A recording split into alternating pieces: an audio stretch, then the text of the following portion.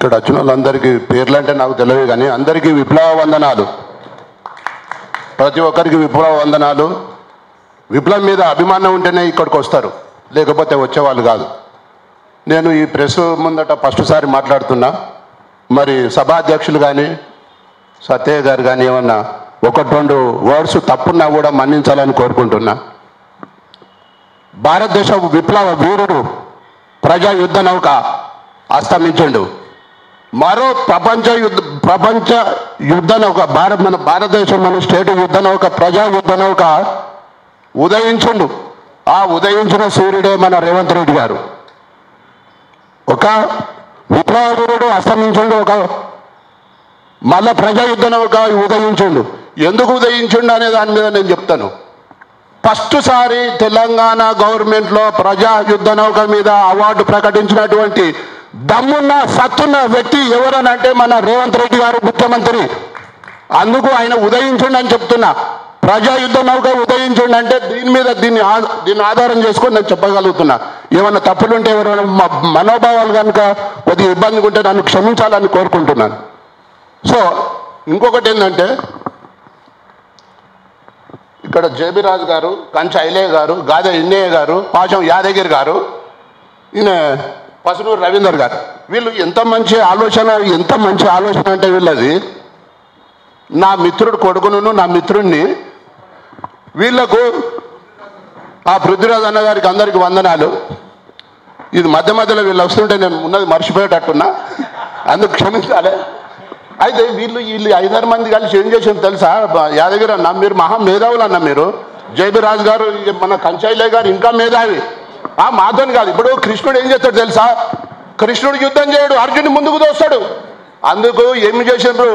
తెలంగాణ మొత్తం ప్రతి గ్రామాన్ని, ప్రతి జిల్లాను, ప్రతి తాలూకాను స్టడీ చేసి వీళ్ళందరూ ఏం చేశారు అంటే తెల్లాపూర్ ఎంచుకున్నారు. వీళ్ళందరూ కలిసి తెల్లాపూర్ ఎందుకు ఎంచుకున్నారంటే సత్యయ్య అయితేనే బాగుంటుంది, సత్యయ్య కొడుకు అయితేనే బాగుంటుంది. ఈ గద్దరు ఆశయాలను, ఈ విప్లవ సాహిత్యాన్ని, ఈ విప్లవ గీతాలను వీటన్నిటికీ ముందుకు తీసే వ్యక్తులు ఎవరని అంటే వీళ్ళకు తెలంగాణలో ఎవరు దొరకలే. మహా విప్లవం యుద్ధం చేసిన వాళ్ళు ఉన్నారు, విప్లవ పోరాటాలు చేసిన వాళ్ళు ఉన్నారు. కానీ వీళ్ళందరూ కలిసి నా ఫ్రెండ్ సత్యయ్యను వాళ్ళ అబ్బాయిని వీళ్ళు ముందుకు దోస్తున్నారు. గద్దరు ఆశయాలను, ఈ విప్లవాన్ని ముందుకు తీసే, ఈ తెలంగాణలో ముందుకు తీసేపోయే వ్యక్తులు ఎవరన్నా ఉన్నారు అని అంటే అది తెల్లాపూర్కి వెళ్ళే స్టార్ట్ చేసారండి వీళ్ళు. మరి వీళ్ళు ఏ ఉద్దేశంతో స్టార్ట్ చేసారో నాకైతే అర్థం కాదు. కానీ నేను ఎందుకు వచ్చినా ఇక్కడికి అంటే ఆ విప్లవ వీరునికి నాకు విప్లవ భావాలంటే ఎక్కువ ఇష్టం కాబట్టి నేను అక్కడికి వెళ్ళి ఎట్టి పరిస్థితుల్లో ఈ గద్దర్ గురించి నేను ఎట్టి పరిస్థితుల్లో 4 ముక్కలు మాట్లాడాలని నేను ఈ సభకు వచ్చిన.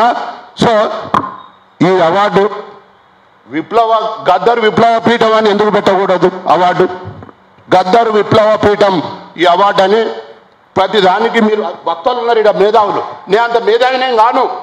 ఈ మేధావులు అందరూ కూర్చొనేసి మళ్ళొకసారి తెలంగాణ మేధావులు ఇంకా ఏం రాలే, చాలా మంది ఉన్నారు. తెలంగాణ మేధావులను అందరినీ పిలిచి విప్లవ పీఠం పెడితే బాగుంటుందా, గద్దర్ అవార్డు పెడితే బాగుంటుందా, ఏ అవార్డు అయితే బాగుంటుంది ఇండియా స్థాయిలో? ఆయన భారతదేశం విప్లవ వీరుడు కదా. అందుకనేసి అందరు నాకు మేధావులను అందరినీ ప్రతి తాలూకా నుంచి, ప్రతి జిల్లా నుంచి మేధావులు అందరినీ పిలిచి ఆయనకు మంచి ఒక అవార్డు ప్రకటించి, ఎంతో మంది పేద కళాకారులు ఉన్నారు. నా అటువంటి వాళ్ళు 920 మంది పేద కళాకారులు ఉన్నారు. సినీ ఫీల్డ్లో డబ్బులున్న వాళ్ళందరూ ఇల్లు కట్టుకున్నారండి. ఆడ ఏది కోకాపేటలో సినీ టవర్ ఒకటి, తర్వాత ప్రభాకర్ రెడ్డి గారు 1000 కోట్ల ఆస్తి ఇచ్చిండు. చిత్రపూర్ కాలనీ వాళ్ళందరూ డబ్బులున్న వాళ్ళందరూ తీసుకున్నారు. డబ్బులు లేని వాళ్ళందరూ ఈరోజు కూటి కూడా గతిలేదు. వాళ్ళ ఇళ్ళల్లో రెంట్ కూడా ఉండలేని పరిస్థితి ఉన్నది. రెంట్ కట్టుకుంటలేరు చిన్న చిన్న కళాకారులు. మరి తెలంగాణ పేరు మీద ఒక సినీ అసోసియేషన్ స్టార్ట్ చేసి మీ అటువంటి తెలుగు కళ పెద్దలు ఏం చేయాలంటే ఈ తెలంగాణలో ఉన్నటువంటి చిన్న చిన్న కళాకారులు, పెద్ద పెద్ద డైరెక్టర్లు, నిర్మాతలు వీళ్ళందరితోటి ఒక సమావేశం ఏర్పాటు చేసి దయచేసి వాళ్ళకు ఒక భూమి, ఏదన్నా ఇల్లు వాళ్ళకు కొద్దిగా రూపకల్పన చేస్తే బాగుంటుందని నా కోరిక. ఏమన్నా చిన్న చిన్న తప్పులు ఉంటే నన్ను విప్లవ వాళ్ళందరికీ విప్లవ వందనాలు. థ్యాంక్ యూ సో అమిరెడ్డి అన్న, థ్యాంక్ యూ వెరీ మచ్.